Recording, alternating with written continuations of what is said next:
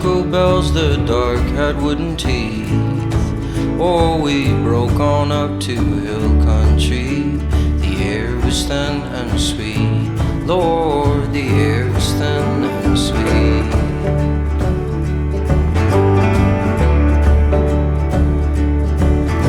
She held on to my coat that night like a kid lost in her sleeves. Oh, we warmed the ground, we hushed our sound. We slept on walking feet. Lord, we slept on walking feet. All right, thank you for joining us tonight. This is the pop-up demo for the Lincoln Park craft businesses. And we've got some great business owners with us tonight. Some students from the Cultural Entrepreneur Program at UMD. My name is Lars, and I work with our Ford Duluth list. And one of our goals to achieve in Lincoln Park is a revitalized and re-energized business corridor. So tonight we've got a great opportunity to bring a couple of groups of people together and celebrate some of the great energy that's occurring. And so a couple of people to thank. First of all, I'd like to thank our friends from U.S. Bank, Kelly and Michelle and Patrick, for helping sponsor this event with Community Redevelopment Grant. And so thanks, guys. Appreciate it very much.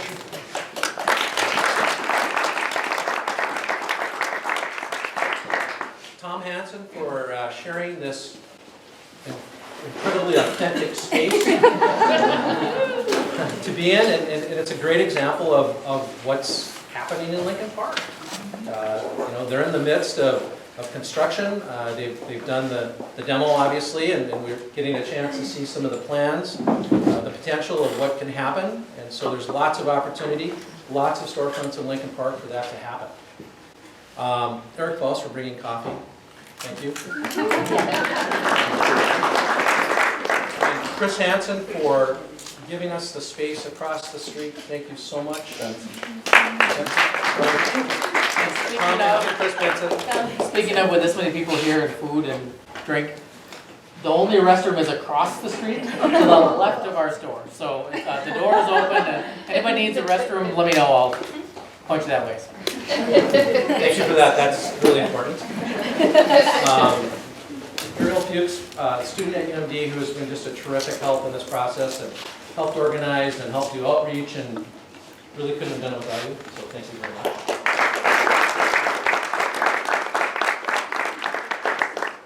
And so this group has really been a sort of, the idea creation here has really come out of a group called Advance Lincoln Park, which was really a group that was initiated through the Entrepreneur Fund. And so we have Candy Brothel from the Entrepreneur Fund with us tonight.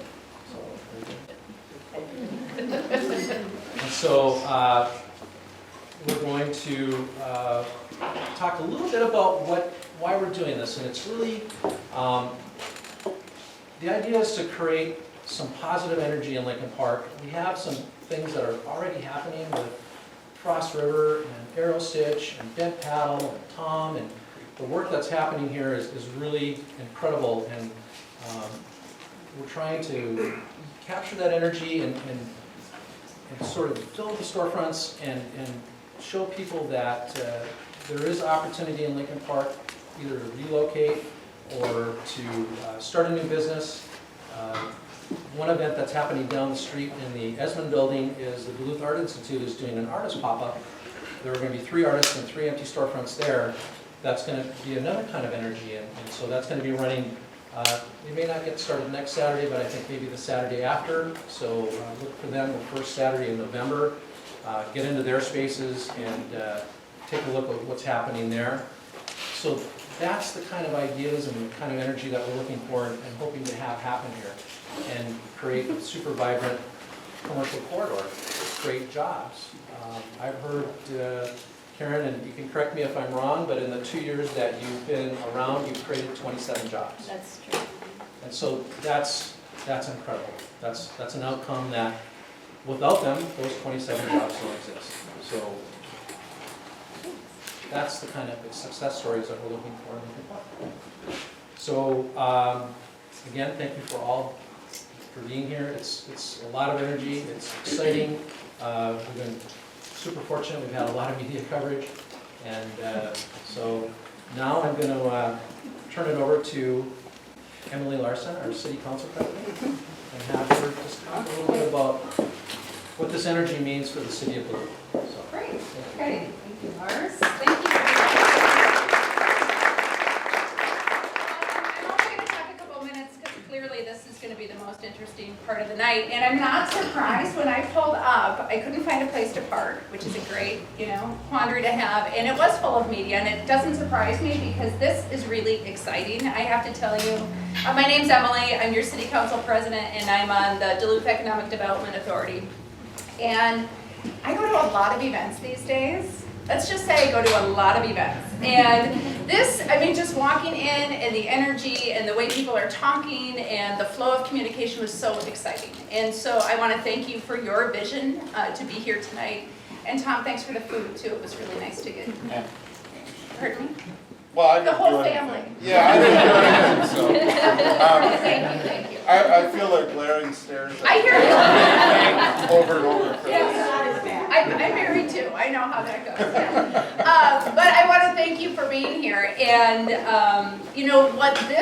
Lincoln Park has always been such an exciting neighborhood to me because it is literally the geographic center of the city.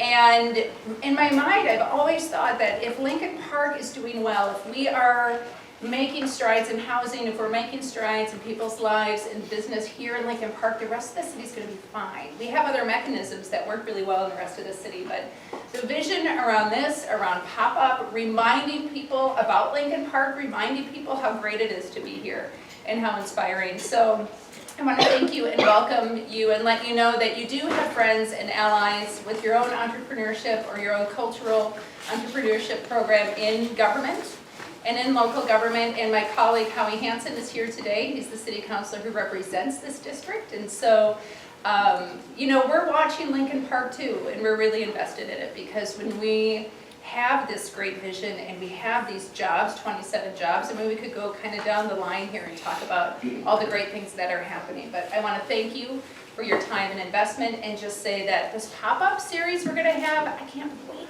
It's going to be so exciting to see how people remember Lincoln Park, how people, kind of think about how to reframe this as a real destination, but also a place that can really support the neighborhood and the neighbors who live here. So it's going to be great. Thank you. thank you.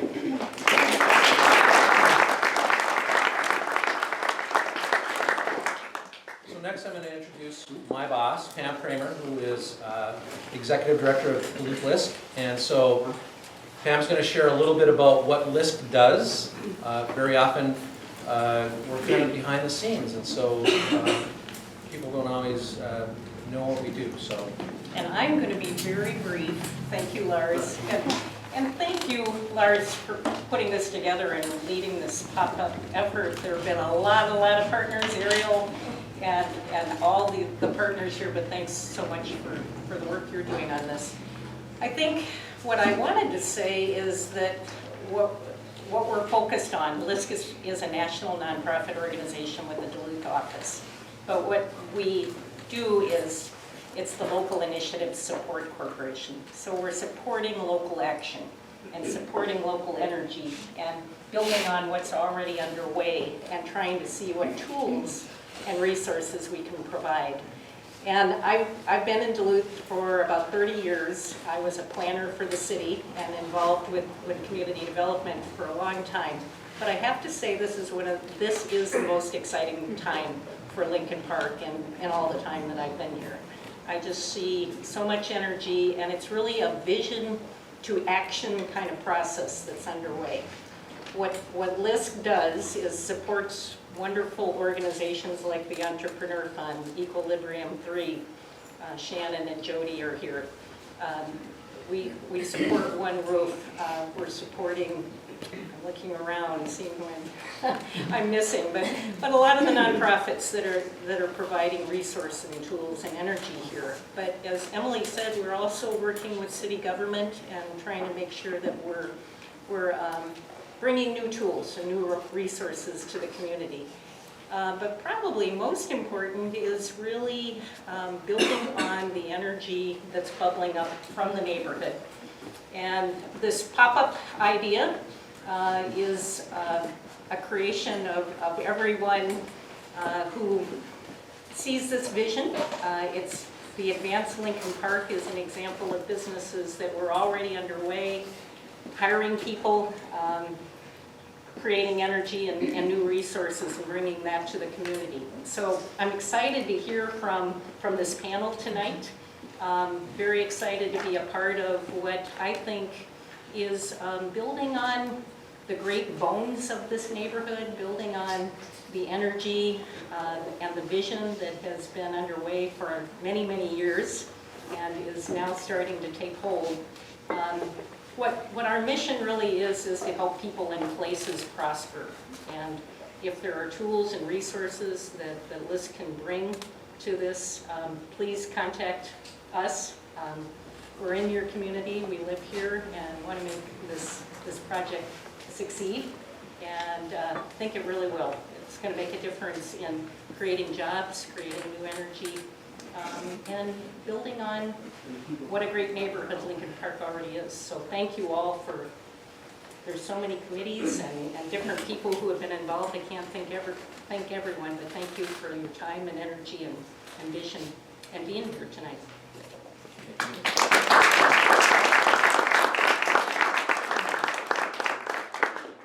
So now I'd like to go through the business and have each of you introduce yourself and just quick description of your business, and then what we'll do is we'll turn it over to Aparna and Ariel, and we'll start the panel questions. So if you guys just want to start down on your end, Candace, there. Sure. Start introducing. I'm Candace Lacoste, and I own Hemlock's Leather Works. So I primarily make shoes and other leather goods, bags and things. And I also teach shoemaking at my studio downtown. I'm Chris Benson. I own Cross River across the street. Probably our most unique thing is that we make everything there in that building. The sewers are all on the second floor, and the raw materials come in the backside, and the UPS trucks and the FedEx trucks spend a lot of time taking stuff out the backside after a few days after we make product.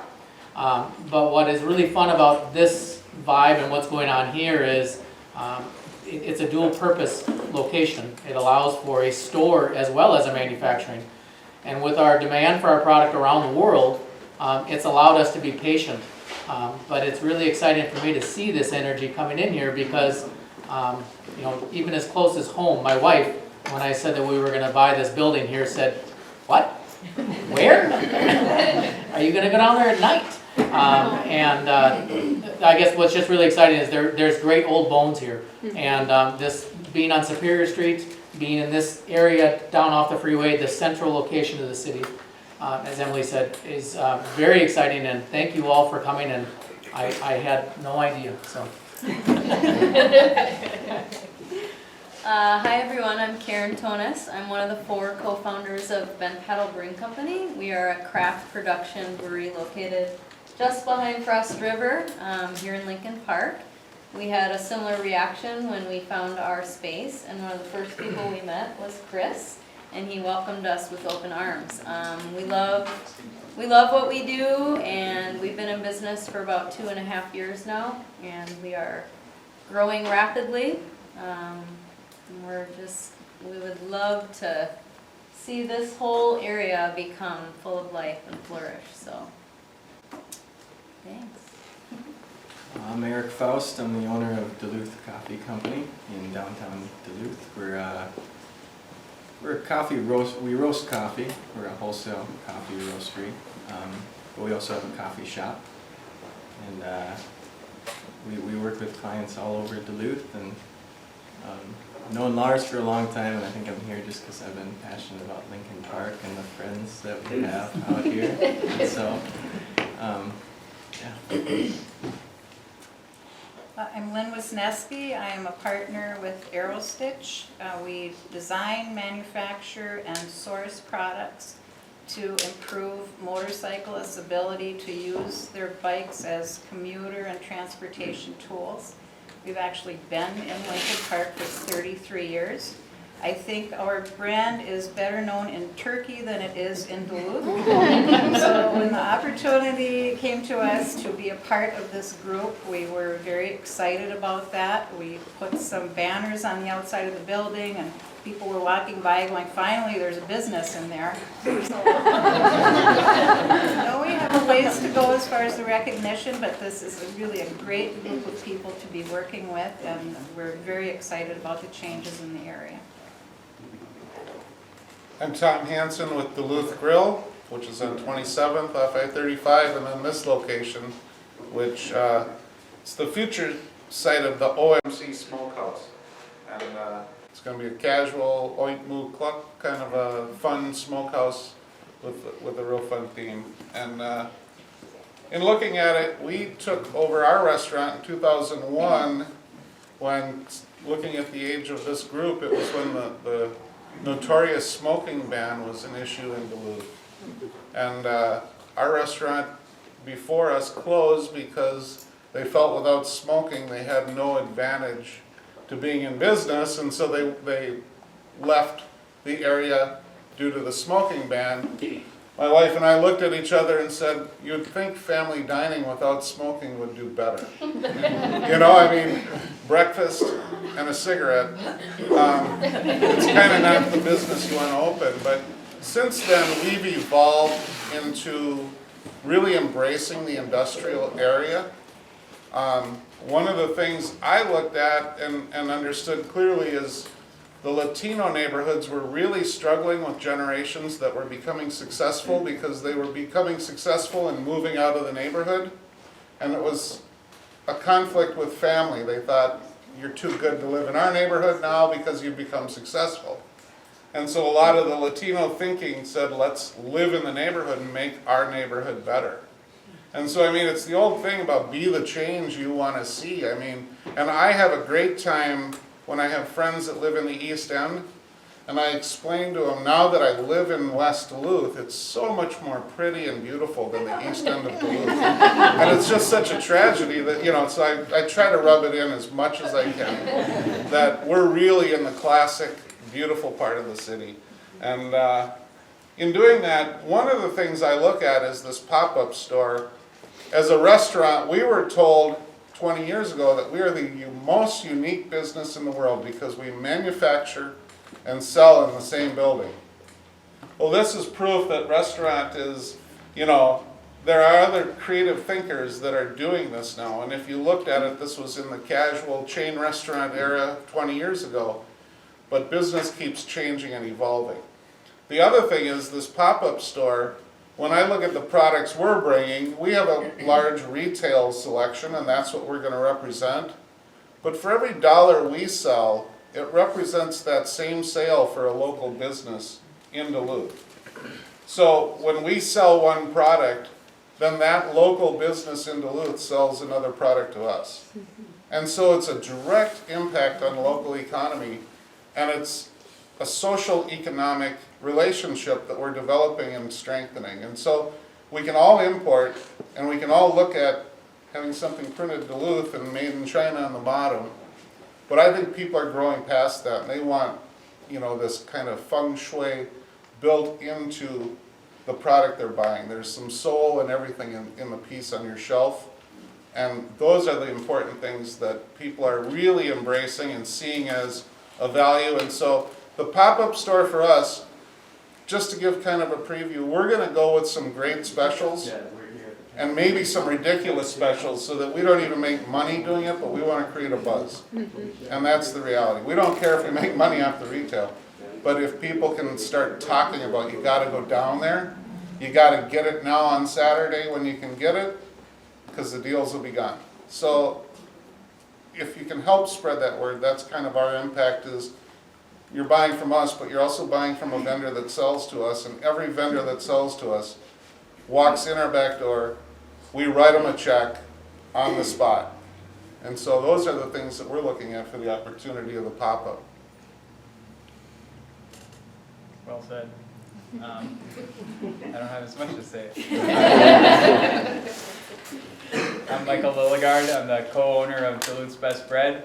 I decided to do this when I was in college. I started baking a lot, kind of getting my mind off of studying and have something else to do, some diversion. And then, it gets toward the end of college and you guys are thinking, when you think of what kind of job you might end up getting, that became more real to me, and I thought, I don't know if I really want that. So I decided to while I was still young, to get the bakery thing a shot. So I kind of jumped into that right after grad school. I went to U of D too. So the opportunity came, and there's a pizza shop that had just kind of the oven and all the equipment I needed. So now I own this craft, handmade, artisan bakery. I was pretty excited to get into, and I get that too. I get like fan mail, I'm a maker, but I get fan mail, and they're like, "Oh, we love that you guys have this bakery, this neighborhood, to see someone in there and doing something with that space." So you do get pretty good community support from the neighborhood, which is pretty awesome to see. So, good to see the news covering us. Reporting live today. The job that Michael was talking about, we used to call them Monday through Friday, 9 to 5, white sock heart attacks. And so in an effort to avoid that, I've owned my own business for several years, but when Michael approached as a media advisor, I arranged interviews between people and news stations, Pioneer Springs. But Michael wanted to sell bread, and he needed someone to help him sell it. So as the older brother, I saw an opportunity there. You know those group projects in school where if you see the 3 smartest kids in class teaming up and they need a fourth, kind of like slip over, hey guys, I'll be part of the group. That's sort of how I feel moving into Lincoln Park. You got Duluth Grill, Bent Paddle, Frost River, some of these huge established places. I said, Michael, if we move to Lincoln Park, we could be part of their team. I said, yeah, that sounds really good. But we hope to be a productive team member. We hope to contribute. But it is nice when you can have a network that you're in. So we make artisanal bread, handcrafted, true crust, flaky croissants.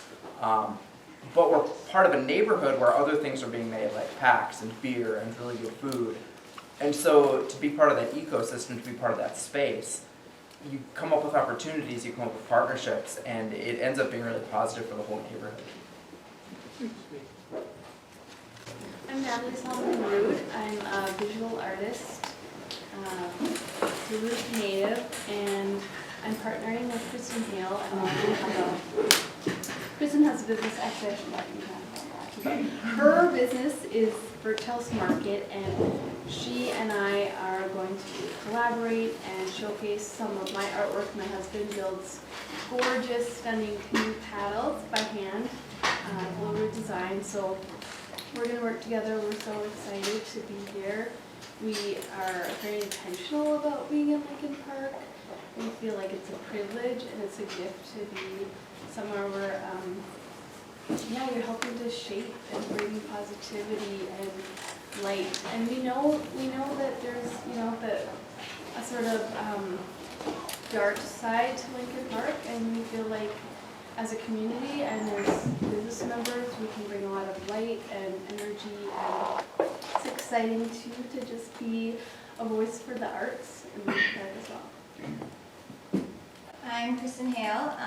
You might have seen or might not have seen my cart in Canal Park. I sell, at this point, apparel. But I found Natalie, who is incredibly talented, and we both kind of collaborated and thought about this idea of having a space that's just, curated with local goods, Minnesota goods, in just a beautiful way. And we had this very similar passion, and I love her spirit. And then we heard about all the stuff going on in Lincoln Park, and we were like, that's where we need to be. So we're kind of in it right now. We don't really know what we look like at this point. Like, we're still figuring it out, but hence this building that's kind of speaking to a lot of what's going on right now. We don't have it figured out, but we're still trying. And we're just kind of walking through the doors that are opening. So that's kind of where we're at as a partnership, and we're gonna give this next year and hopefully years to come a good go, so. I'm Nicole Wiles, and I have a company called Love Creamery, and hopefully some of you tried my products. I make artisan ice cream and sorbet, and it's handcrafted, and I make some funky flavors, and I try to put as much local ingredients as I can in my product, and I'm partnering with nonprofits to grow stuff for me, and farmers to put more ingredients in my products. So my product is a different journey. It's based on farming and community and sustainability. All these things are like part of my passion of life. My interest in Lincoln Park is really one that I have to say about 12 years ago, I drove through here and I wasn't even a resident of Duluth. And I thought, oh my God, this is the coolest main street ever. What is going on here? There's nothing, there were some furniture stores and it was kind of like, sort of like it is now, but a little less developed. And I thought, oh, that's interesting. Never knowing I was going to live in Duluth, never really understanding what was going on here left. But when I started this business, I started thinking about where do I want to locate my business? And I thought back to that time. And I am not kidding you, I have driven up and down this street so many times thinking, okay, where am I going to go? I see myself fitting in here. So I've been working on trying to be a part of Lincoln Park. I think this could be an amazing community for the area and on lots of different levels. And I'm really excited about some of the businesses with Ben Paddle coming in here and Duluth Grill coming here and of course Chris with Frost River. And I didn't even know half of these people were doing businesses here tonight. I was like, oh my gosh, this is so exciting because I really think truly that this is going to be a very interesting main street with a lot of businesses, but businesses that are really invested in the community, and that's really what I want to be part of. And that is really part of my business when you look at what I do. So I don't have a spot yet. I'm plunked in Frost River, thank God, but he let Chris let me in there because my car didn't fit in the pop-up. We tried, trust me. So you can get some ice cream on Saturday in Frost River and then focus on it.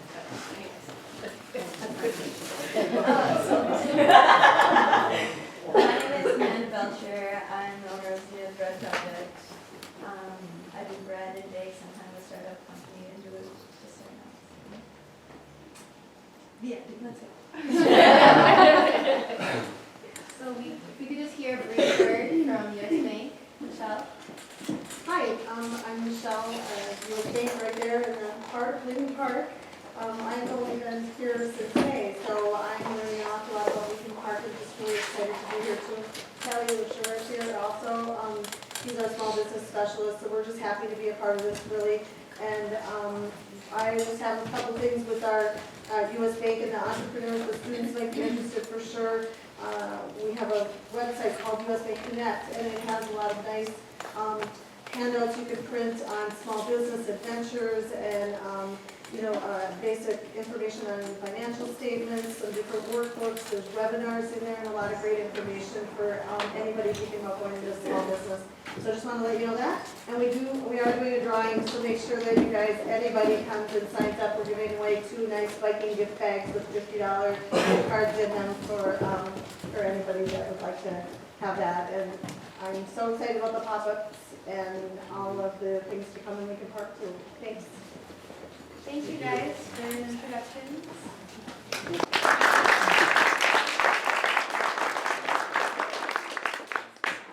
My name is Jerry and I live in Lincoln Park. And I'm so excited about what's happening here. I also have a startup business, Facebook marketing. I live on 8th and 23rd Avenue West and have for a dozen years now and love it. I really like where I live. And I mentioned the Facebook marketer, probably best known behind the scenes as a Destination Duluth Facebook dude. And I'm having a great time and looking forward to really promoting what's happening here through Destination Duluth in any way that we can. Tom knows these here as well. But anyway, it's great to be here. Thank you, Tom. Thank you. We're just going to introduce our entrepreneurship as a program. This is my professor, Final Cut. describe Photo+Cinema to everybody. Well, you not look there, you are only there. It's more for you all if you are here. Very briefly about the Cultural Entrepreneurship Program, and we're so excited to be here. This is a unique program, the only program of its kind in the country. There is no other program at this time. It's a full degree program on cultural entrepreneurship housed in the College of Liberal Arts. And there are social entrepreneurship, regular entrepreneurship, but this is cultural creative entrepreneurship. Why do we have this program? There's a whole, you must have actually seen a recent report on the creative economy, Creative Minnesota, Creative Duluth. So cultural entrepreneurship program is geared towards getting students ready to participate in those businesses in that economy. This economy is growing worldwide, and it's been resilient to the ups and downs that we have had recently, worldwide, whether it's developing countries or developed, all alike. It really resides, at the core of it is human creativity and our hand skills that we use. So I think it's perfect that we're talking about this event here in the crafts district in this area and getting students ready for it. Tomorrow some of my students will be in the makerspace, liberal arts students in the makerspace trying to make things. So we really want to get going with that. The program is designed, very interestingly, it has sort of 3 pillars. Our students learn business and entrepreneurship. They learn 2 foreign languages because we want our students to think creatively, and the moment you become bilingual, trilingual, our brain works differently. So that's what we want our students to learn. And additionally, we get students to look at design thinking, conceptual competencies. So it's sort of a very interdisciplinary program, and it's housed in the liberal arts. We do get them trained on some business and entrepreneurship. Our entrepreneurship program, we are really trying to anchor it in the community, so create an ecosystem here for entrepreneurship. This semester we have 6 aspiring entrepreneurs from Duluth teamed up with our students, and they're going through the cycle of exploring the business idea. Some of them are around furniture, making handcrafted furniture. Others are around fitness for the active aging done by the seniors for the seniors. So these are all people who have ideas in the community but don't necessarily know how to go about creating business. And that's where our students come in. Our students get the exposure of developing a mindset, entrepreneurial mindset through this process. And hopefully we are able to contribute to the community back in this process by getting the businesses off the ground. So that's the ecosystem we are trying to create in this process. The program is in its 3rd year now, and our first graduating team will have students graduating in the spring coming up. And I'm hoping, one of our goals is to have students actually stay back here in Duluth. Not just come and get educated and leave, but actually find their careers and opportunities here. So we have internships, we get students connected with businesses through internships, and they're right here. Tom, we had a good meeting this morning, and we continue to build that whole system here. The program is extremely versatile, and I won't go too much into the details here. If you want, we can have other conversations. But it's really, really versatile and flexible, and it allows students to sort of build their own and path, create their own path in this process. What I want to do is I want to take some time and it will speak about what she is learning, and then get to other students in this process. But why don't you tell us a bit about yourself? So I'm Ariel Cooks. I'm a senior in the PACE program. And I did not major in public speaking, just so everybody knows. I have been in this program for about 2 years now, and I'll be graduating in May. And I'm very excited about this program. Like Aparna said, it's a very, very versatile major, and what that means is each one of us kind of have our own personal path that we're taking our cultural entrepreneurship studies. So personally, I'm doing event planning, and I've been doing an internship and now a job with Currency Company here in Duluth. And I guess I'd kind of just like to hear from you guys your own personal path with our study in cultural entrepreneurship. I'll go first. I'm Alex Menaker. I'm also a senior in the Cultural Entrepreneurship program. I'll be graduating in spring. I'm kind of hoping to use my skills of manual labor that I've had the last 5 years in event planning, partnered with an internship I had out in New York City for Ray Brown Productions. And working with my brother, who's a fashion photographer out in LA, we want to come up with a sort of production event company. Whether that'll be here or out there is to be determined, but very excited about it.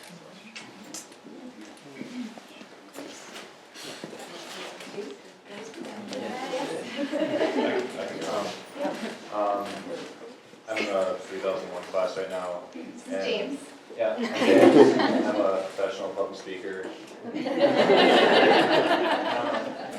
so my sister's been living in Romania, volunteering at the organization for about 4.5 years. And they work in more of the impoverished area that try to help out the gypsy communities that are really looked down on.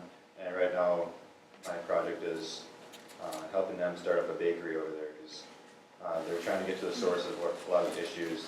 A lot of the issues are unemployment, and they're not really able to even get their foot in the door. And so I'm trying to do all the groundwork for them. And my wife and I are looking at heading overseas next year, and we might actually do all the hands-on work starting it.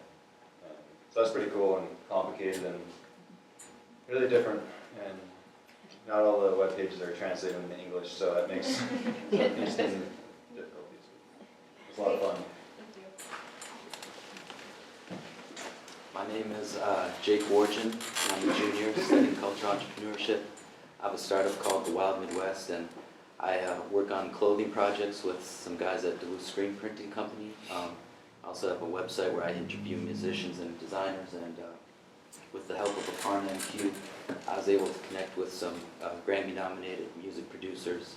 They came to Duluth in early October and love Duluth, and we'll be working on some projects with them, and they're really inspired by the city and the energy because they're entrepreneurs themselves, so it's been a great time for the major. So. Thank you. Anybody else? Not as well developed as he is, but my name is Alyssa Heim. This is my first semester in the Cultural Entrepreneurship Program. I did 2 years at LSC, got my AA degree, my Associate of Arts degree. Kind of was leaning towards maybe going to the U for landscape architecture and planning, and decided I kind of wanted to stay in this area because I think it's a beautiful city. I love the place and the area. I kind of wanted to see what businesses developed here, and I thought that some degree that coincided with landscape design and planning, startup businesses would be cultural entrepreneurship, and decided that I've loved a lot of the classes that I've been taking, so I'm super interested in seeing what new upcoming businesses are about. So, yeah. Thank you, guys.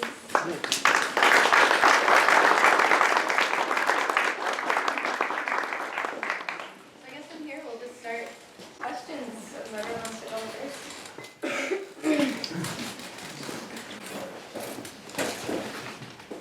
Next question. Alright. Oh, okay. This can go to really anyone, but why did you choose Lincoln Park? Other than the first time you saw it, I mean, did you see the potential before you came here, or was it once you got here you saw that there was great opportunity? What was your first thing? So you can really go with the first come, first served. I'll go. We had looked at several buildings. Again, Ben Cattle, we are producing beer. We have large tanks. We needed a certain type of manufacturing space. We were looking at something in the ballpark of 10,000 square feet.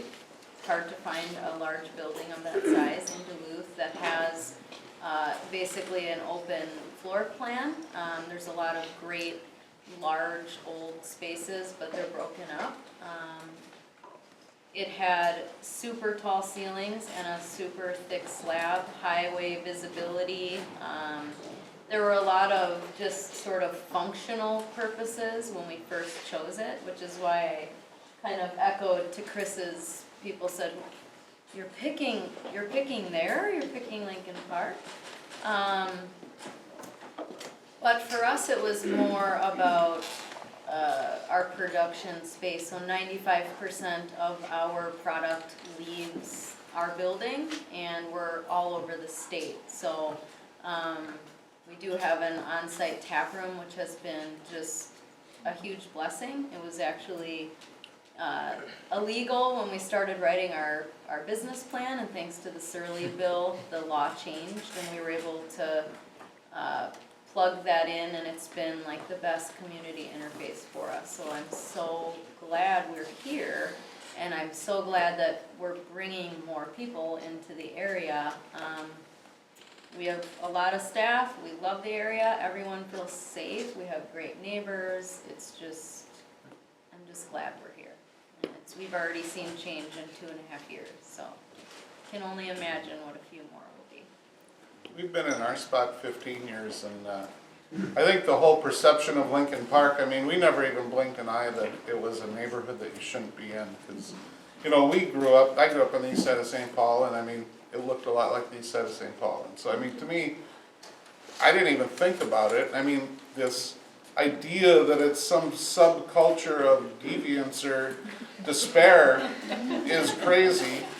And I just thought it was, you know, it's like, I walk to work, I walk home, I pass 3 young people on the road, and I go hi, and they go hi, and we walk past each other, and I think that was pretty subtle. So, you know, this whole idea of this is crazy. This is Duluth. There isn't, like, crime in this neighborhood. There's nothing that you have to be concerned about. To be honest, we opened our restaurant with $12,000. We walked in, we turned the key, and in 2 weeks we were in business. And we've been running and chasing ever since. And it took us many years to get out of being undercapitalized, yet we were able to kind of live to tell the tale. A lot of restaurants go in and they don't live long enough to talk about it. So we fortunately have been here long enough that we can talk about it. We've learned a lot of things not to do. This is our next venture that's of high risk. We're going to end up spending. We could have probably bought a restaurant in another part of town that would be cheaper and maybe more turnkey. But this is a project of passion. It's a project of Chris Benson talked me into it. I'd rather hang out with cool people all day long than try to run a restaurant in the mall, you know? I mean, sorry to say, that isn't the thing. So this is what it's all about. This is going to be a restaurant that it's going to be good before it makes money. You know, that's the priority. So that's why we're doing it. And this is, you know, we have some really fun ideas, and as long as we can support them, we're looking at doing pig roasts in the parking lot in the summer and doing neighborhood events and, you know, things that'll just be, for no better reason, just fun. So. I just have a statement. I don't really have a question. My name is Charlie Studahar, and I'm with the Spirit Lake Marina out in Riverside in West Duluth. But as I look at this group and I think about what's going on here, my great-grandfather moved to Duluth in the late 1800s, 1870s. He was a doctor, and his first office was just down here on Michigan Street, here in the West End. And I think about back to that time, basically the birth of the city. And all of the people moving to town and setting up shop. There were breweries, and there were bakers, and there were butchers, and the hotels here in this part of town. And it was just a bustling area. Now I look at the group here, and all the young faces, and the excitement and buzz, and I get a feeling that it was probably the same back then. And it's really neat to see repurposing of these old buildings. The new life that's being breathed into the area, so I really commend everybody for the efforts and the risks that they take. And, you know, 10, 15 years ago, it was, the big saying was all the young people are leaving town. They go to school and they leave. They go to school and they leave. Now I find that they're staying, and young people are moving to Duluth as a destination. So once again, I applaud all of you and the work of all of the organizations here in Duluth, and keep it up.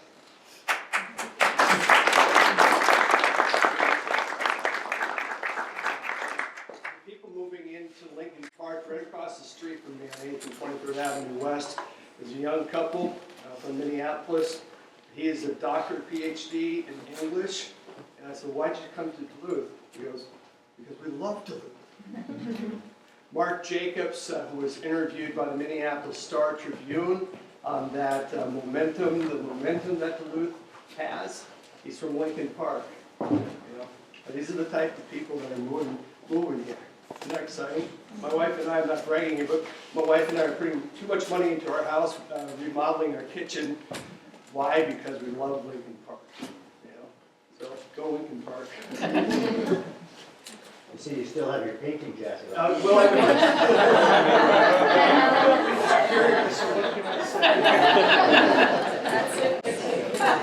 You know, and as a quick shout out, I had the same experience. 4 houses on our block, we live on 13th off Piedmont, have sold and turned over this summer, and it's all young couples.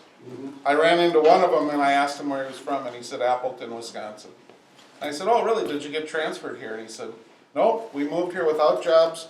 We thought if we don't do it now, we'll never do it. We love this area. He goes, it's for biking, it's for everything. And he goes, we just wanted to live in Lincoln Park, or not in Duluth, but we thought if we don't do it now, we may hesitate. So they moved here without jobs, bought a house, and they're getting established. And I mean, to see that energy is shocking, because the idea that young people don't want to live here, they want to move away. But this is where people are starting to make things. They're starting to develop things. They're working on computers. They're working on all these, you know, it isn't about the location now, it's about the lifestyle. And that's what people are coming here for. So if we could get another question, that'd be great.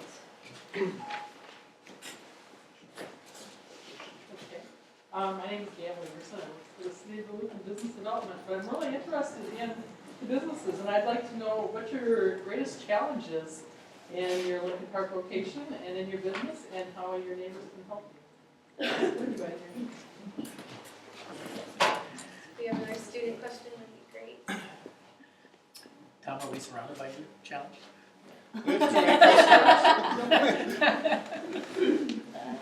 Yeah, this is. Well, I have a question specifically for Birdhouse Market. Yeah. So you guys have your stand down the canal. How did it go? Can you explain maybe the process, or more specifically the struggles that you had getting your idea to become an actual thing? Well, it was pretty easy to build the cart, so I would say that it started out with just an idea, and I slabbed a design that I made onto a t-shirt and decided I was going to sell them. The hardest thing for me was actually getting out there and getting over myself and being humbled by standing on a corner with a weird cart that people have never seen and having them take me seriously. So that was a challenge. But now I feel like, so that was in May. Now we're kind of moving into this new challenge. So that I can do all day long, that's fine. This is going to be a whole new challenge because our space, we are looking to move into the Esmond, the bottom of the Esmond, which is an old cafe. So looking at that space is how do we collaborate ideas and visions with our art and our t-shirts and make this a retail space in a space that was made for a cafe, and it has, you know, kitchen stuff everywhere, and how can we make these into shelves? So it's just been an evolution of a process, but like I said earlier, it's just kind of walking through the doors that are opening and just letting it take me and Natalie where we end up. We're kind of open to the opportunities at this point. I think one of our challenges too as retail space is foot traffic. Yeah. But we believe that it will come. Like, we will build it and it will come, and the more people that do come and enjoy beer at the Paddle, and we're at Frost River, and the Grill opens up, we just are stepping out in faith. But we need people to speak positively about the neighborhood and the area. We need people to come down and walk around, walk up and down the blocks. We need, you know, exposure and a positive vibe, and we have that. So we just need to spread. We want the curiosity of everybody else to bring them down here. Like, what's going on? What are these spaces that were completely vacant? Like, what do they look like now? So just, yeah, the energy and the curiosity kind of stirring that would be very. You know, that answer resonated with me because we were a farmer's market vendor. So we had to go through a similar journey to take it from small to big. Yeah. And I actually thought the biggest challenge was we wanted to evolve it very gradually. In fact, our original intention was to rent a space and start growing out of that space. So we actually found it, that discrete step that we had to take to actually buy a building to be somewhat of a hurdle. And I think what would make it easier, this isn't Lincoln Park related, but and our friend from the city here was asking what could be done to make it easier. I think resources, and maybe there are some through Entrepreneur Fund, et cetera, but just to hold your hand through those logistical steps, because it's so complex, especially a food business, licensing requirements, real estate requirements, all that. And I think, anything that can be done, whether it's legislatively, ease up on some of the licenses for the small guys, or whether it's practically hand-holding, I think that would be a really big asset. And then I think as far as comes to the Lincoln Park neighborhood, I agree retail foot traffic could be an issue. And what we're trying to do with that is to look at it as a production space and just try to expand different networks like a CSA and things like that for distribution. So I guess it's just always a process of superseding challenges and just like you said, stepping out by faith one step at a time and minimum what it takes and then the next step and then business follows. I know it sounds stupid, but the first week we were in business, I asked my accountant, how do I pay myself? And he said, you give yourself a salary. And I said, well, how much? And he says, well, what do you want? It's like, I don't know. And I'm like, well, I don't know. I've never had to decide this. I've always had a paycheck. And to make that decision, it sounds stupid, but I knew how to run restaurants, but I didn't know anything about running a business. And so the most basic questions, and trust me, I've clearly paid for every mistake, and there's about 1,000 mistakes you can make in business, and we've done all of them. So I think the hurdles to get past that, when you're making mistakes and you're in the verge of failing, and then you have a new hurdle of some, outcome that doesn't make any difference in what that business was for the past 50 years, or this business has been here 125 years, and I didn't know I was supposed to get a demolition permit. And they said, well, it could become a fire hazard. And I said, well, it's had fires in it all over. It's already a fire hazard. How could it become one? So, being stupid is not an intelligence level, it's inexperience. And so, those are the inexperience of making that step from deciding to going to business. You become really diminished in your intelligence level, thinking, oh my gosh, I can't ask this question. But they're so obvious that sometimes you're afraid to ask them, and then you don't, and then you get yourself buried into something that the welcoming, aspect of just starting business could be from the city. The biggest hurdle that we have is just let's help you get into business because we're a city that wants to be in business.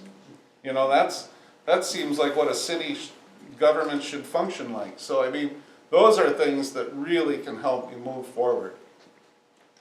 There was a question there, Alex. You had a question? Yeah, I had a question for Love Creamery. What are, or who I should say, are some of your larger key partners? And then I guess what's a unique challenge that you yourself face? Well, it's the same answer. So for me right now, there's lots of challenges, right? So my big partners are my suppliers because they are my product. And because I have a very specific focus for my product being local first, or it's organic as much as it can be, or sustainable, and that can go into a long conversation. But the idea is that there's a health component to the ingredients, even though it's ice cream and something, the sugars, right? But that's a minor detail. So the ingredients, have to have, I want to be able to talk to the source, like literally. So those are my biggest partners, my dairies right now in Osceola, Wisconsin. And they're a family organic dairy. And then most of my ingredients right now are either locally sourced and really pretty locally sourced. So within Duluth, Superior, Bayfield, Carlton, Renshaw. And then my other ingredients are like I've moved my extracts to a guy out of the Twin Cities who makes extracts, and chocolate, I'm working more with a local chocolate store. So those are, I guess, my major partners at this time, but I'm doing more retail, and as I move into wholesale, which is my focus now, that will change, right? So a lot of those people that are my wholesale distributors will become my partners. My biggest challenge, other than startup costs and all the infrastructure I need and the laws that are involved and anything from putting in a dairy plant and all those pieces, is my suppliers. So, for instance, when the whole thing was going on with the bird flu incidents, I lost all my organic egg suppliers because I have a specific, I don't have a pasteurizer, so I can't buy from Jason at Locally Laid and crack his eggs open and put it in my pasteurizers. I don't have one, and I'm not at that stage yet. So I'm buying pasteurized organic eggs out of a place in, by Stillwater. But everybody lost their eggs, so I was like hedging eggs to put into my product, which made my prices go up, but I didn't want to put that on my consumers. So, you know, and my dairy, I'd rather have my dairy more local. So right now I'm talking to Carleton County to figure out other dairy suppliers that want to turn organic or do more sustainable, and how do I work with them, and what's the process. So that is complicated, right? If you want to do the local. Does the seasons, I guess, does that affect you at all? It does a little bit, but I freeze a lot. Okay. So I spent a long time growing strawberries, raspberries, and blueberries this fall. And I'm spending a lot of time with strawberries, raspberries, blueberries right now. If you want to come and help, I'd love it. But I'm processing them, and I will freeze them, and I'm making them into other products. And if you hear my whole business plan, it's very exciting. Cool. Thank you. Other questions? Okay, so this is kind of for the businesses that are in Lincoln Park specifically. Just curious about like the employees. Are the employees primarily from the Lincoln Park area? And if they're not, is there like a plan in the future to develop a local workforce, specifically in West Duluth or the Lincoln Park? Or just kind of what does that look like as a development for this area? You know, I know there's others that are there longer. I think Aerostitch has some that are from there. The bus line is a major component for being here and being able to have people, whether it's Lincoln Park specifically or attainable, you know, without a vehicle. Tom's maybe can speak to this better from the standpoint of, I mean, I don't have specifically lots of employees that have applied from Lincoln Park, but I think you look at it going the other way. You look at people who, this is their first job and they don't own a home yet, but ultimately they can buy a home in this area that's affordable and it's sustainable, and then you're looking at walking to work and riding your bike and all that sort of thing. So, but others, Aerostitch or Tom? We're kind of spread out between West Duluth, Lincoln Park, and maybe Central Hillside. So it's, but a huge percent of our employees walk, ride a bike, or the bus. We are the Superior and Duluth area and some Lincoln Park. The bus line has always been key for us. We reimburse people for bus passes. We reimburse people for riding their bicycles to work, riding motorcycles to work, walking to work. So any of those more independent forms of transportation, we've always had reimbursement programs. When people were wondered why we weren't up on the hill when they were developing more businesses up there. But we always wanted to be part of a community. And Lincoln Park, even when it was a downturn and businesses were closing, it was still a community, and it is coming back now. But the bus line and public transportation is really key for us. So. Morgan, do you have a question? Yeah, I just had a question. Like, all your businesses are unique in its own way, but you all have a similar product. How do you keep it relevant? In which, like, what's your strongest asset? Your marketing side, or the employees you use, or anything else in particular? Your craft. I feel like all of us, it comes down to the quality of our product. Everything is handmade. I mean, handcrafted, handmade, locally sourced as much as possible. I think it is the brand. There are already established brands up here that aren't that old, but you are familiar with the names. And the brand is very unique. And for us, again, we're not that well known in the community at all. And we never really strive to be that well-known in the community, for better or for worse. We had one pop-up in Seattle, and we were in a downtown location. We put a banner up on the front of the store, and some guy came in, he's like, I ride my bike by here every day, and I look up and I saw it's flippin' arrow stitch, which is not exactly what he said. Like, we can go 3,000 miles away and people know who we are, but they don't know who we are here. And it is a worldwide brand, and there's businesses up here that I think are going to achieve that same kind of notoriety. You've got to go to franchisee. To that question, we've said that product quality is necessary but not sufficient.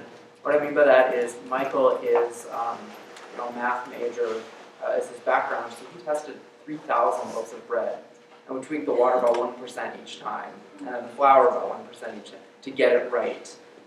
Temperature, everything, and so the bread is just amazing. The croissants are amazing. But until we told people who we were and where we were, they didn't know we existed.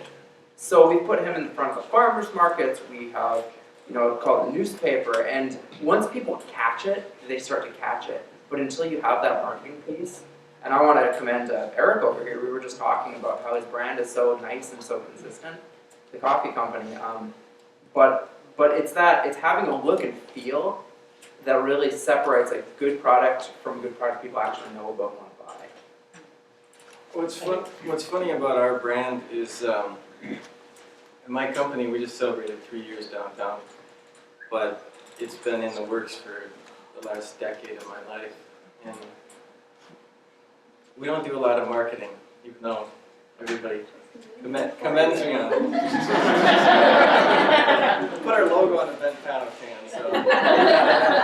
We want our logo on the can too. We'll help everybody. But what I did, I was working at a roastery in South St. Paul, and I love Duluth. I was dating my now wife, and I drove up here all the time, and I was working with a designer down there creating the Duluth Coffee Company logo. And I drove through Lincoln Park in West Duluth, and I took pictures of all the signs I liked in this area. And I started here and I went all the way to Beaner's. And I gave them that and I said, make me a logo that would fit with this area. And it's funny because I'm not located here, but I've always loved this area. And I think that my company and our brand resonates with it because we've always built it out of this area. Well, there's actually a secret mission to get you there. I don't think that's a secret. I think the biggest thing for us is that we're a manufacturer. I say that all the time, that if we're not a good manufacturer, we have no reason to be. It's fun to have a store and all that kind of thing, but the reality is, in today's marketplace, it's all about the quality of product. Quality is a given, right? You can't sell stuff if you're not able to reliably produce it in a quality manner. And the craziest thing, whether it's Nicole or what Ben Paddle is doing or what I'm doing, to take something from small and scale it without your customers really batting an eye at it and saying, I bought that before and it's the same that it was 3 years ago or it is now. And I guess what I mean by that is my simplest thing is a 2-inch solid brass buckle, or a 2-inch solid brass snap, excuse me. 6 years ago, someone who would sell me 10 of them, which is all I could afford, within a year can sell me 100, one order of magnitude. Within 2 years can sell me 1,000, and ultimately get to 10,000. That's a lot of work. To have your supply chain, as Nicole said, is your key thing. As a crafts person, as a manufacturer, whatever you want to say, that's what we are all here. And that's what we'd like to see in this area, are people that are craft oriented. Know your craft. And I can say that, and I can't run a sewing machine. So what is my craft? It really is. It's not about me sitting down at the sewing machine. You have to run a business. You have to run a business, right? And the marketplace will embrace you, but to scale and grow with it, it's a lot of work. And I'm sure the same can be true in the restaurant side of things, and certainly coffee. And I mean, it's all about, we all put on our happy faces. Hey, things are good, but it's a lot of work, so. We're all tired. All the time. Yeah. But would you say it pays off? Yeah. Yeah.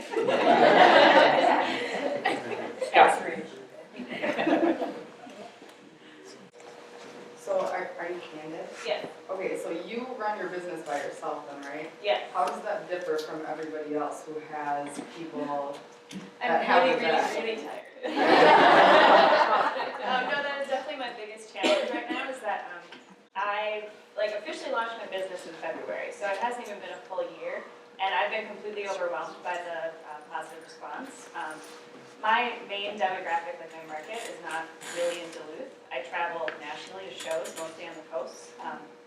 So that's a little different, but my business model that I want to move towards is having a storefront with retail product, my own, and then other craftspeople from, regionally. And then to have classroom space to teach shoemaking. It's something that people are very drawn to. It's very unique. There's kind of like a romantic idea to it.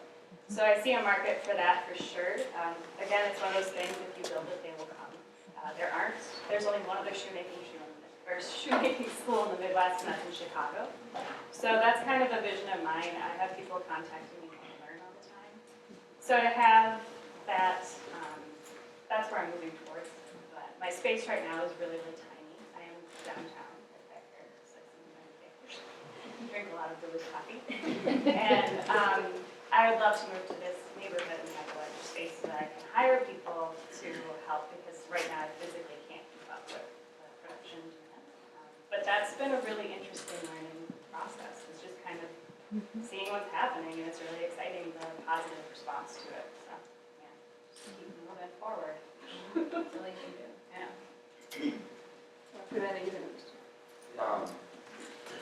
Yeah. How long did it take to get from like the initial idea to the decision, all right, I'm gonna do this, to the business actually starting? Our Ben Paddle was roughly about 3 years. We took about a year of just exploring shared vision.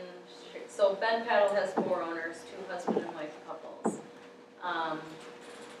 And so partnering for a business is a really, really big deal. So we took our time, we kind of just chatted about brewing philosophy, visions, goals, future. Then we did a year, it took an entire year to write our business plan. We worked with financial consultants, our lawyer. There was a ton of brewing research, recipe development, raw material research. We did 6 months of fundraising, so that included like SBA, bank loan. We have 22 private investors. And then it took roughly about 6.5 months to do the initial build out of our facility. So it was a long time, but we did it right. We wrote a 7-year business plan. Our business plan was literally 70 pages long and a 6-page, 7-year financial projection spreadsheet, which in year basically 2 we had surpassed. So we've been sort of, it's a good problem to have, but it still has, it's a challenge because we're growing so rapidly, and the business plan had all the milestones of this happens, we do this, this happens, we need this, and now we're just growing. And so it's a good problem to have, but you still have to be responsible about the growth. So 3 years. So like the whole process of doing the business plan, where you're doing all the research, are you guys all still working full time, or? Yeah. So how's that? Well, not only were we working, but we discovered about 6 months into our business plan that we were both pregnant. So then we had babies. And then we moved. So we moved from the cities. We had children, we started our business. It was a very, very busy No big deal. year. We skipped all that stuff. We went from an idea to seeing the restaurant closing, to calling the owner saying, would you ever discuss leasing your property? And she went, I'd love to, when do you want it? And so within about 2 weeks, I gave notice at work, and I was actually opening the restaurant while I was still working my other job. And I was just available by phone, but I should have had a business plan. Because I paid dearly. I was a 49% partner. To me, that sounded fair enough. Little did I know, in the corporate world, at 49% you don't have any voting rights. And so everything that we made was taken from us by two partners that were not fair. We then hired a lawyer and discussed, breaking this partnership up. We got rid of the partnership through some kind of rough tactics. But keys will be on the desk and you can come up and run the restaurant tomorrow. I'm walking away. But we bought them out, took a loan, and then we found out a year later that we bought a company that they had never paid any of the taxes on. And so we paid all the back taxes. And then that same year, we thought it'd be a good idea to open a second restaurant. So within the first 2 years of our business, we buried ourselves about $250,000 to vendor debt. And so then we paid ourselves out of it for the next 5 or 6 years of just working literally. And if you guys don't think you can work 100 hours a week, you can. And that's the secret. Compound hustle covers compound debt. Every day, all day, for the rest, and people would come to me and they'd say, I'm tired today. And I go, really? I've been tired for 10 years. This isn't tired. You're not tired. So, the reality is you can have a business plan and have all those growth problems or Duluth Grill wasn't what it is today 10 years ago. So we practiced a lot. I think we might have a very different story from Zen and Amanda. Oh, yeah. From the start of discussions we're having here, want to hear your story. Yeah, I'm still barely business, I feel like. When people ask how you start off, I'm curious too. Like, I slept on the flour bags last night. I barely make it home to my bed. I don't know, I think about all the people that have worked so hard. I don't know, it's like owning your business is really tough. And I feel like we make it look really, really fun and really great up here.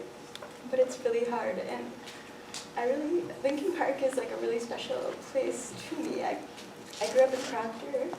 I'm sorry, I'm a terrible speaker. I don't know, I ate at Jim's Hamburgers, I bought paint from P&J, and I just want to see this neighborhood be a real neighborhood. And it's great to have all these ideas and put people in here, but like when people ask, like, do you employ people from the neighborhood? Like there are people that are in this neighborhood already. There is a bakery, Johnson's Bakery is there, Randy's is there. There's real businesses that are already here, and I just want this to be a good neighborhood for everybody.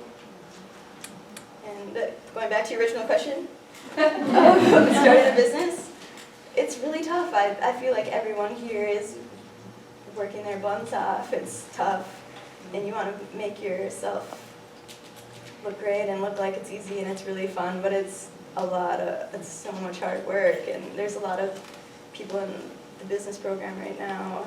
Like, I love baking, and that's why I did this, but I'm a horrible accountant. I'm horrible at marketing. It's really hard to do all those little things to make your business be successful. There's so much more than just being passionate about something that you're doing. We should have like true life Instagram accounts. Oh my God!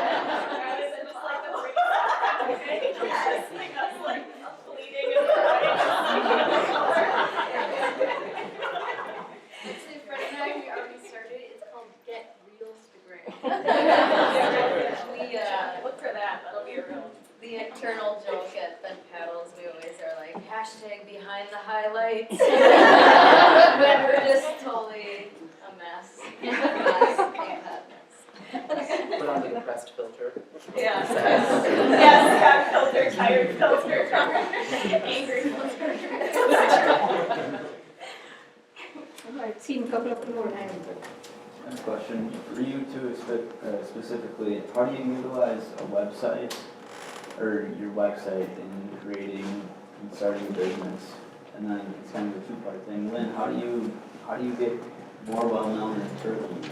Is that through online workshops as well, kind of? With us, it is online. We've got, we actually were the first business in this area to have a website. So they had to, the city had to run the first T1 line to do our business, so we could start that up. But online, we've got a pretty substantial email marketing list. We've got our own marketing department. We do all of the creative, the photography, the text, everything is handled internally. But we sort of hit a wall as far as our growth goes. So then it becomes, how do you move to the next level? And that's actually something we're still struggling with right now. Okay. So how do you two, your businesses, handle that and approach this? I started my website, I made it on Squarespace, which is very intuitive. But running it is not. So managing inventory and all that kind of stuff is just, like, that's the reality of the website, which I'm much better at the design, the aesthetics. That part was super fun, and then managing it, I was like, I don't even want to touch it. Don't even want to deal with it. So I'm still trying to figure that out. I'm still trying to figure out how to utilize my website so it can really be a good income for me, but it's, at this point, it's, nobody really knows who I am. Like, you realize how small you are in this sea of websites.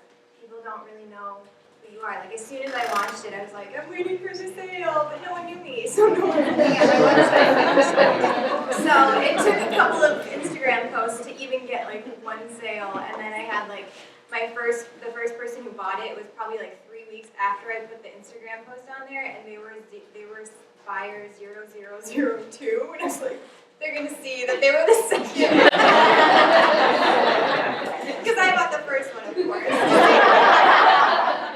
So, you know, it's those things that you just figure out, and you realize how hard it is to manage that stuff and to get your name out there. So I'm still figuring that out right now. So hopefully, once we have a storefront and the two of us can just start like pushing that, maybe we'll get more traffic. My first website was 2004, and I have found that the more I share myself along with my work, like when people can connect with your narrative, it's really, really powerful. And I think in our day and age, we all know like the degree of superficiality that's out there. And for me, people aren't, I mean, there's a billion pretty pictures out there. But when they know what's behind my work, what's behind me, what inspires me, and they can connect with something on a personal level, like, if you've ever been to an artist's website, sometimes you'll just see a portfolio of pictures, untitled #1, #2, like, I can't get into that. I'm a communicator, I'm a writer, so next to every painting of mine, I have paragraphs of writing, and I've seen my website grow and people respond to it the more I share my own personal story. Yeah. And even just to speak about entrepreneurship in general, like it is so hard, and I just have a show up right now over at UWS, and I have 3 kids, and I was pulling all-nighters to like get ready to have the show opening, and it's so much work and so tiring, but I had a dream, like I had the vision, this is who I am.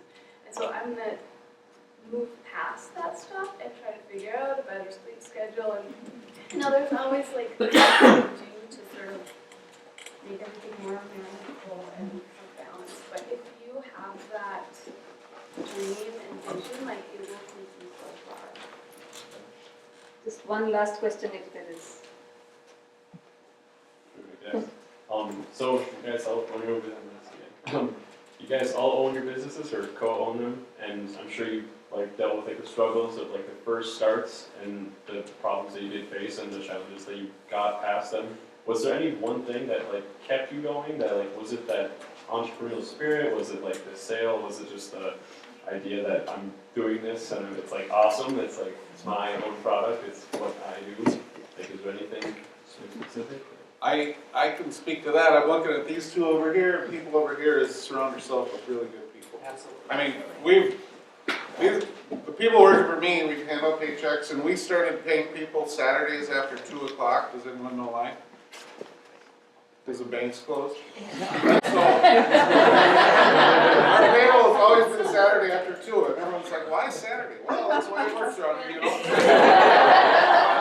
And then I'd hand it to my son Louie or Jeff and these guys, and they'd say, can we cash our check? And I'd go, just wait till Friday. Until next Friday. You know? And so they're hanging on the paychecks and coming to work, just totally enthusiastic with good people. Is if you can't, you know, follow through with good people and you know, follow through on your end of the promise too. It's not about abusing or using them, but it's about you need some of that in volume businesses, and we're definitely a volume business because 95 cents of every dollar we take in is gone.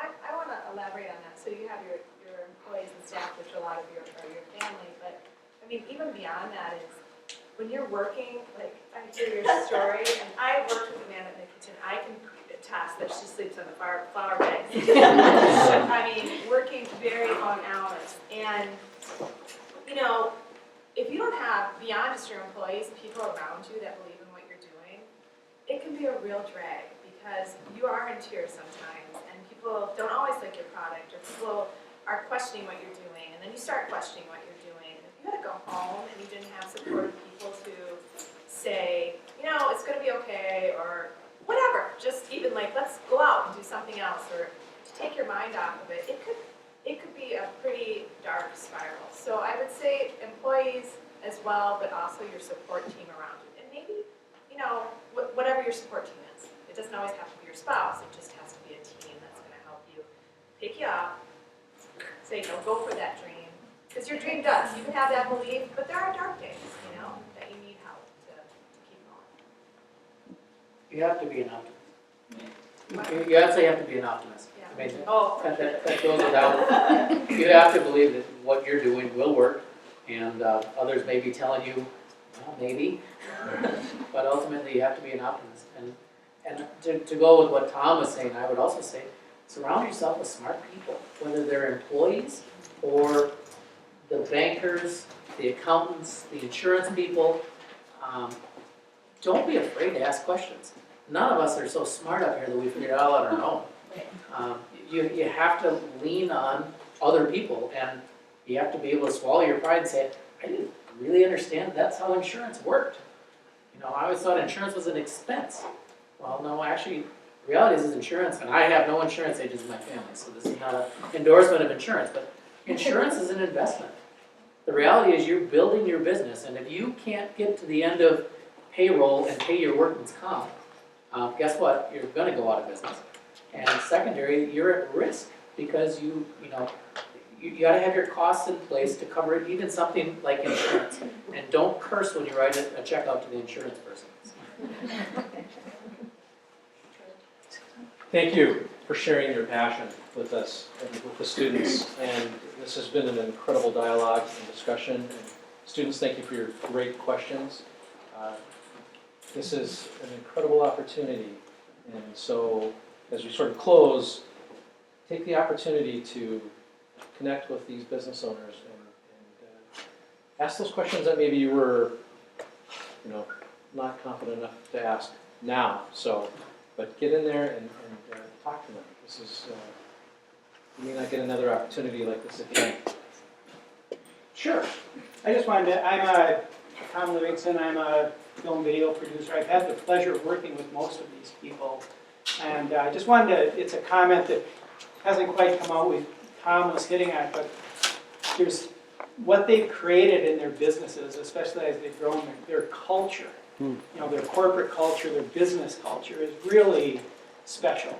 And you'll see it as you go to each one of these. And so I just wanted to point that out, you know, as, you know, entrepreneurs, and it's really, I think, a big part of it. And they've touched on it about relationships and surrounding yourself with good people. But I, you know, as I go into Duluth Coffee almost daily, and I've had the privilege to work with Ben Paddle, who's been so gracious to support Destination Duluth and all these things, and Tom was right there in the beginning.